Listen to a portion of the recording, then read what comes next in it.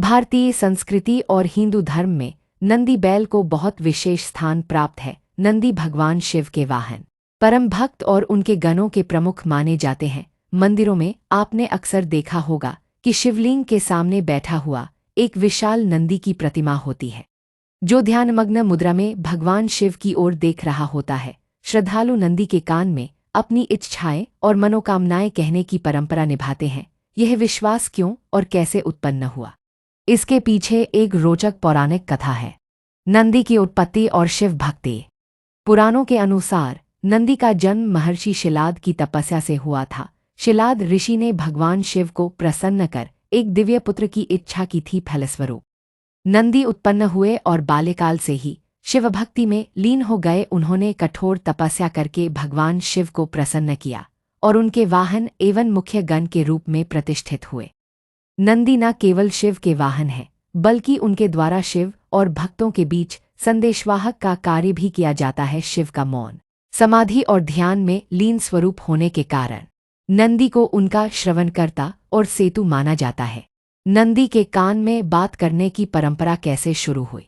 कहते हैं कि एक बार एक भक्त भगवान शिव के दर्शन को आया, लेकिन मंदिर का पट बंद था। वह अत्यंत दुखी हुआ और नंदी की मूर्ति के पास बैठकर रोने लगा। उसे विश्वास था कि उसकी पुकार भगवान तक जरूर पहुंचेगी। उसने नंदी के कान में अपनी पीड़ा और इच्छा कही। कुछ समय बाद उसकी मनोकामना पूर्ण हो गई। तब से यह मान्यता बन गई कि जो भी सच्चे मन से नंदी के कान में अपनी इच्छा कहता है, वह भगवान शिव तक अवश्य पहुंचती है।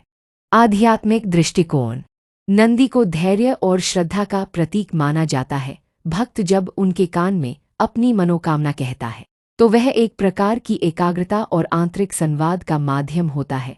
यह क्रिया हमें आत्मविश्वास देती है कि हमारी प्रार्थना सुनी जाएगी। नंदी भगवान शिव के इतने प्रिय हैं कि उनका श्रवण भी स्वयं शिव का श्रवण माना जाता है। नियम और परंपरा।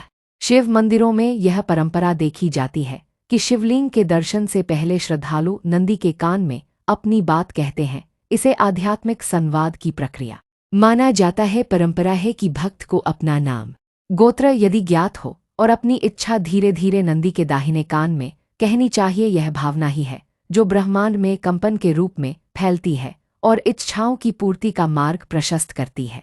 निष्कर्ष, इस विश्वास के पीछे भक्ति, श्रद्धा और प्रतीकवाद छिपा है। नंदी के कान में कही गई बात को भगवान शिव तक पहुंचाने की एक आध्यात्मिक सेतु के रूप में देखा जाता है, चाहे यह धार्मिक आस्था हो या मनोवैज्ञानिक संबल। यह परंपरा आज भी भक्तों के लिए एक गहरा विश्वास बनकर जीवित है। श्रद्धा से कहो, नंदी सुनेगा, शिव तक जरूर पहुंचेगा।